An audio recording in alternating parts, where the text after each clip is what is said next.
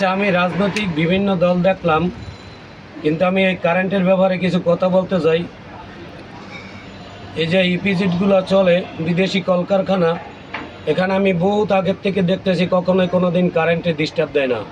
আর এখন আমি প্রত্যেকটা নিহত শুনি কলকারখানায় ঘন্টার পর ঘন্টা কারেন্ট থাকে না। আমাদের দেশে একটা উন্নত যে একটা কলকারখানা দেশটা চলেই আমি মনে করি শিল্প কলকারখানা দিয়া। সেই জায়গায় যদি ঘন্টার পর ঘন্টা কারেন্ট না থাকে তাহলে এই কলকারখানা তো চলবে না।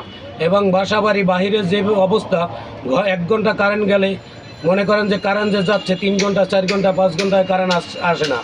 এভাবে হলে তো মানুষ এই দেশে বসবাস করতে পারবে না। কারেন্টের বিল আপনি বাড়াই দিলেন, কিন্তু কারেন্টের বিল বাড়াইয়া লাভ হইল কি? জনগণের তো ভোগান্তি কী হইল? জনগণের ভোগান্তি তো গেল না।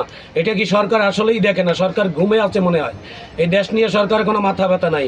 কত হাজার কোটি টাকা লোন করছে, জনগণের মাথার উপরে চাপাই দিল। এগুলো জনগণ কি ভোগ করবে সারা জীবন?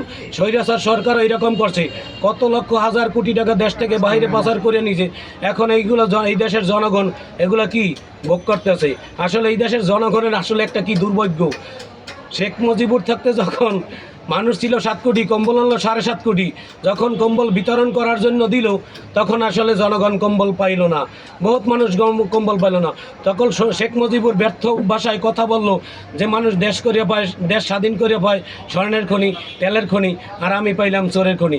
কিন্তু আসলে আমাদের এই জাতির দুর্ভাগ্য, এখন মানুষ এসে 20 কোটি, কিন্তু এই জাতির যে দুর্ভাগ্য, এই দুর্ভাগ্য সারা জীবন থাকবে।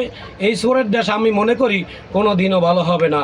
এই কিছুদিন আগে নির্বাচন গেল, সেই নির্বাচন আর কি মাইনাস প্লাস দিয়ে হইল। আমার মনে হয় এই দেশে কোনো দিন ভোট ব্যবস্থা, কোনো দিন নির্বাচন ব্যবস্থা এই দেশে আর হবে না। আমি এটা বিশ্বাস করি। আর মানুষের জীবনে ভোট দেবে না। 17 বছর পরে ভোট দিয়েছিল মানুষ আশা করিয়া, কিন্তু ভোট দিয়েছে একজনে, ক্ষমতায় গেছে আর একজন।